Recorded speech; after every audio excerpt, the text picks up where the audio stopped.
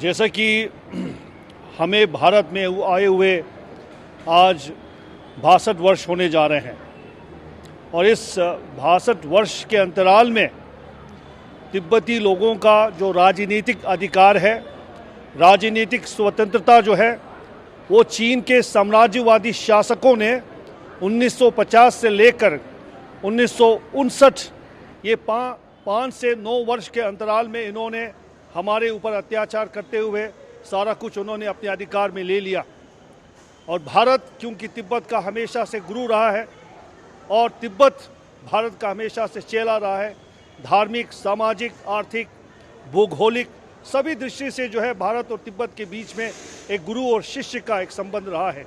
इसी को ध्यान में रखते हुए सन 1959 में परम पावन दलाई लामा जी के साथ 80,000 तिब्बती लोगों ने भारत में शरण लिया था और शरण लेने के लगभग 1.5 साल बाद 1.5 years लेटर उन्होंने तिब्बती लोगों का जो राजनीतिक संघर्ष है उसकी दशा और दिशा को समझते हुए इसे एक प्रजातांत्रिक गणतांत्रिक रूप में उन्होंने परिवर्तन करने की उन्होंने सोचा। और उनकी दूरदर्शिता यही थी कि जिस तरह भारत में अनेकता में एकता और विभिन्नता में समानता है, उसी तरह ये संस्कृति जो है तिब्बती राजनीति के उस संस्कृति में भी इसका जो है अनुपालन होना चाहिए।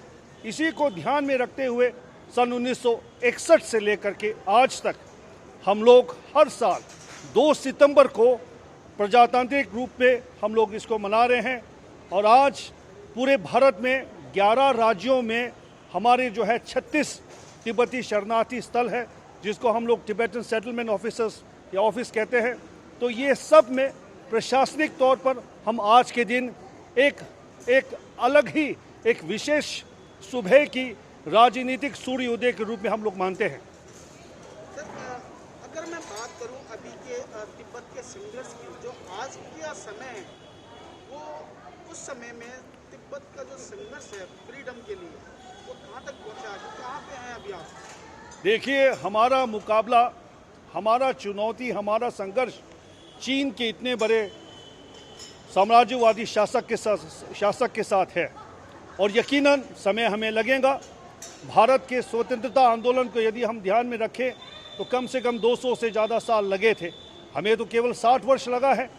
और तिब्बत के भीतर आज परिस्थिति जो है बद से बदतर है।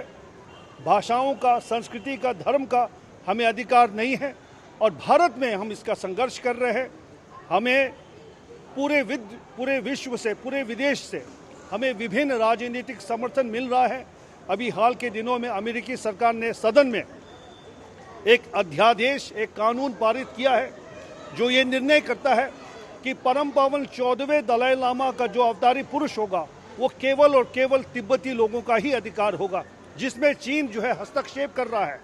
उसी तरह से विभिन्न राष्ट्रों का, विभिन्न देशों का राजनीतिक समर्थन हमें मिल रहा है, लेकिन तिब्बती लोगों का जो हम मूल भारत में रह रहे हैं पिछले 60-62 साल से और हमारी प्रशासनिक केंद्र धर्मशाला में है और परम पूज्य दलाई लामा जी का निवास हिमाचल में है, हम लोगों का यही दृढ़ संकल्प है और ये विश्वास है कि अंतिम तिब्बती राजनीतिक सूर्य उदय जो है वो केवल और केवल भारत से होगा। इसीलिए हम आशावान हैं। कितनी उम्मीद आपको है कि आप लोग संघर्ष करते हुए फ्रीडम पाएंगे, लेंगे? कितनी जी, उम्मीद है आपको?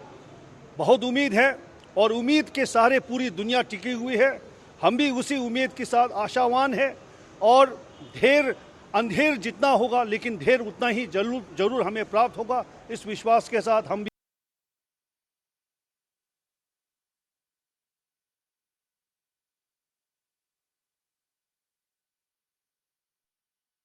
दुनिया टिकी हुई है। हम भी उसी उम्मीद के साथ आशावान है और अंधेर जितना होगा लेकिन ढेर उतना ही जरूर हमें प्राप्त होगा। इस विश्वास के साथ हम भी अपने संस्कृति, भाषा, धर्म, साथ साथ भारतीय संस्कृति, भारतीय धर्म, इन सब को हम लोग ध्यान में रखते हुए इसका भी हम अनुसरण कर रहे हैं। आपका नाम और आपका डेजिग्नेशन बता दीजिए। मैं भारत तिब्बत समन्वय केंद्र कार्यालय का समन्वयक हूं, जो दिल्ली में लाजपत नगर में स्थित है और मेरा नाम जिग्मे सुल्ट्रिम है। Fine. Sir, the democracy of Tibet is the 61st anniversary. How you celebrate? We have been in India for the last more than 62 years.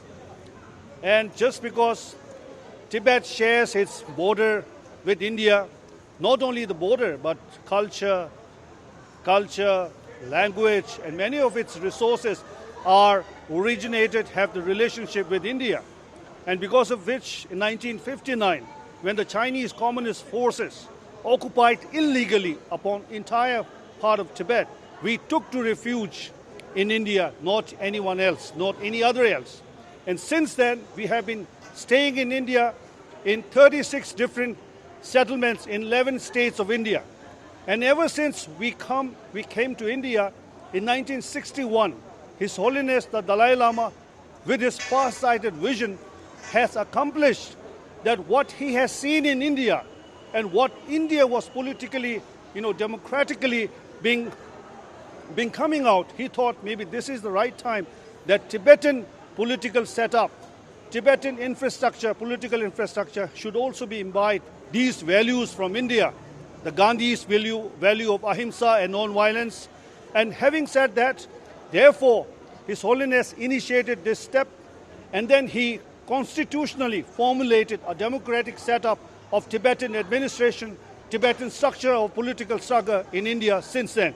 Therefore, today, 2nd September, it's being overwhelmingly celebrated all over the world, especially by the Tibetan communities, by the administrative units, as the Democracy Day of Tibet. Therefore, we've been in India, in various parts of India, we have been also doing the celebration with the hope that the darkness, the spell of the darkness will not long stay, and this will be overpowered by the trust and the confidence that we have in our values of freedom, values of democracy, and value of justice against injustices. Sir, where do you see your freedom fight now?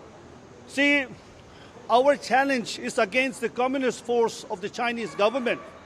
What the world has seen in 1981 and 1989, they have crushed their own people, and we are being forcefully occupied by the Chinese communist forces.